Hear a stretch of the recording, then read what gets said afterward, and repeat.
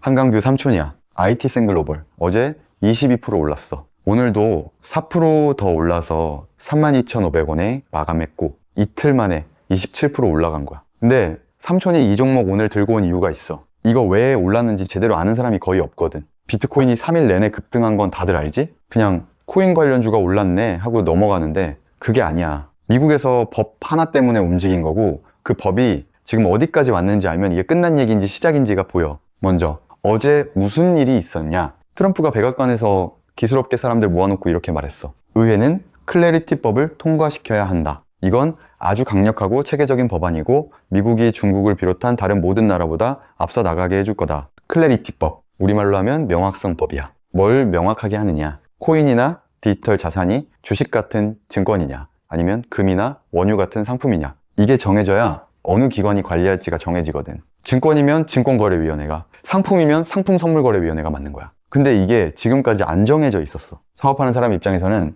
뭘 해도 나중에 불법이 될 수 있는 거지. 그래서 아무도 크게 못 버린 거야. 그럼 왜 미국 법 하나에 한국 주식이 움직이냐? 간단해.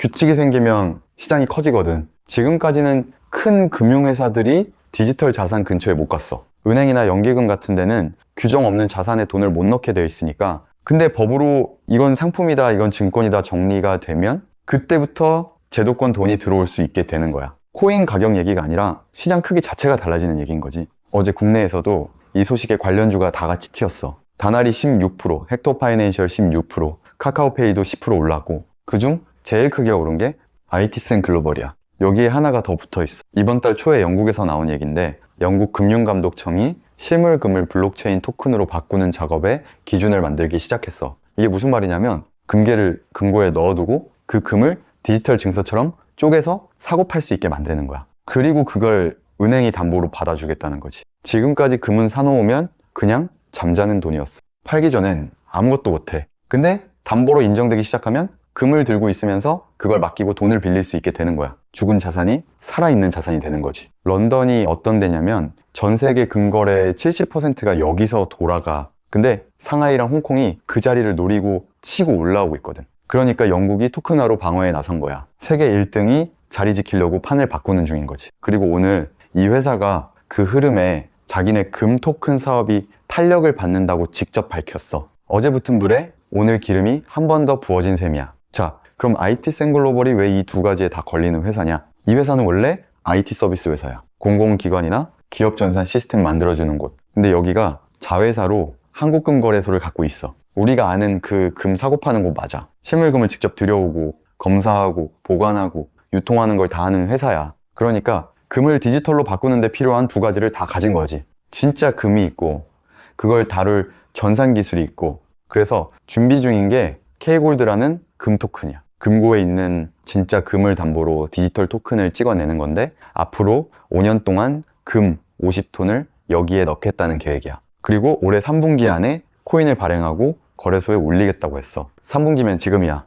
곧이라는 소리지. 실적도 같이 보자. 올해 상반기 매출이 5조 5,800억이야. 작년 같은 기간보다 92% 늘었어. 영업이익은 1,075억으로 94% 늘었고. 근데 여기서 삼촌이 솔직하게 짚고 갈 게 두 개 있어. 첫째, 매출 5조 6천억이라니까. 엄청 큰 회사 같지? 근데 이건 금 유통 매출이야. 금은 10만 원어치 팔면 그중 마진이 몇천 원 남는 장사거든. 실제로 이 회사 영업이익률이 2%야. 매출 규모로 회사 크기를 판단하면 안 되는 종목이라는 거지. 둘째, 2분기만 떼어놓고 보면 영업이익이 83억이야. 작년 2분기 216억에서 61% 줄었어. 상반기 합계가 좋아 보이는 건 1분기에 990억 넘게 벌어놨기 때문이야. 최근 분기 흐름만 보면 이익은 오히려 꺾인 상태라는 걸 알고 가야 해. 앞으로 뭘 봐야 하냐. 제일 중요한 건 클래리티법이 실제로 통과되느냐야. 여기서 정확하게 알고 가자. 이 법 아직 통과 안 됐어. 하원은 작년 7월에 통과시켰고 상원은행위원회는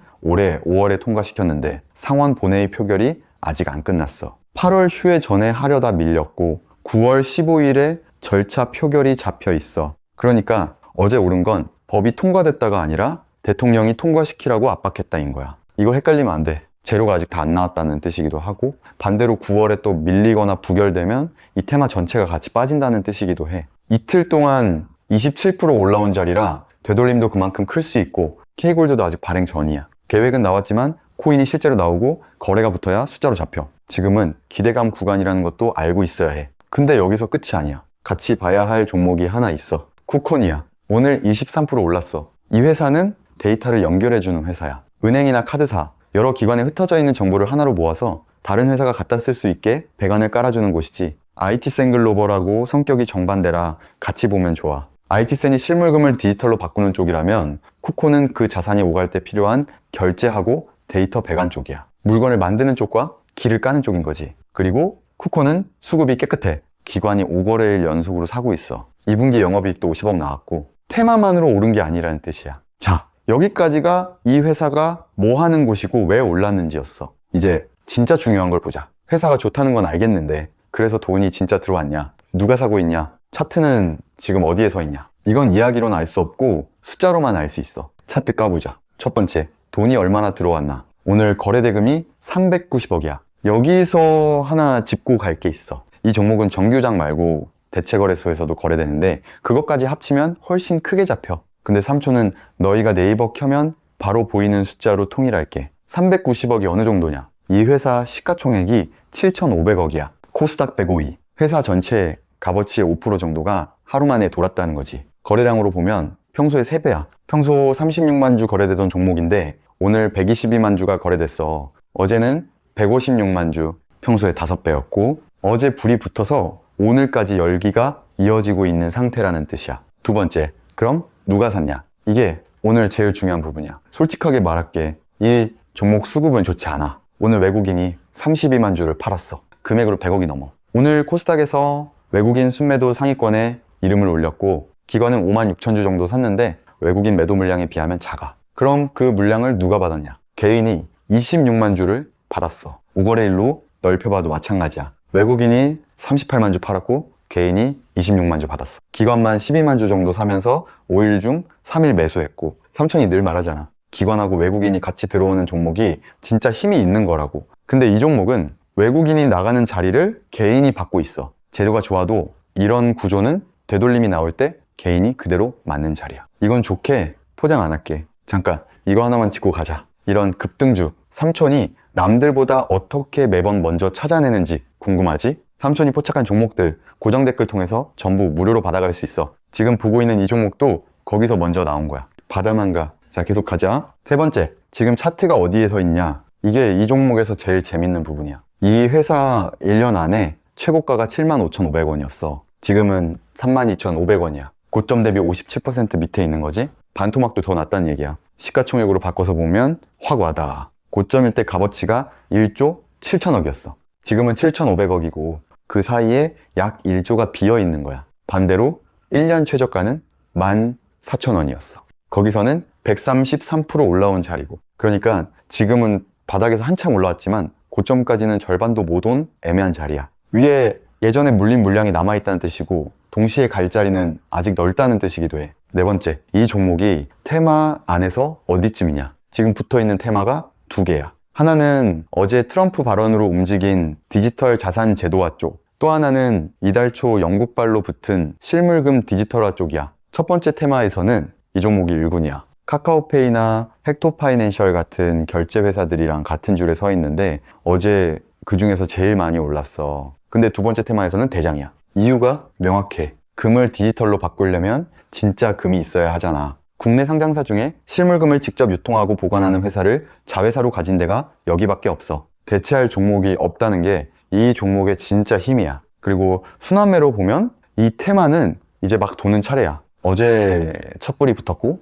오늘 이틀째거든. 마지막 차트 모양이야. 여기서 삼촌이 경고 하나 할게. 이 종목 이동평균선이 아직 역배열이야. 21선 가격이 24,500원 정도고 61선이 28,000원 근처야. 21선이 61선보다 아래에 있다는 건 아직 하락 추세가 안 끝났다는 신호야. 근데 지금 주가는 32,500원. 21선보다 33% 위에 있어. 추세는 아직 아래를 보는데 주가만 이틀 만에 확 튀어 올라간 거야. 이런 걸 이격이 벌어졌다고 해. 평균에서 너무 멀어졌다는 뜻이지. 이격이 벌어지면 둘 중 하나야. 여기서 추세를 완전히 뒤집거나 평균 쪽으로 한번 당겨졌다 다시 가거나 30% 넘게 벌어진 이격은 대체로 한 번은 당겨져. 지금 자리에서 급하게 따라붙는 건 삼촌이 말리고 싶어. 그리고 121선은 4만원대야. 지금 주가보다 한참 위에 있지. 저 위에 물려있는 사람들이 아직 그대로 있다는 뜻이야. 오늘 캔들도 윗꼬리가 달렸어. 장중에 33,750원까지 갔다가 32,500원에 마감했거든.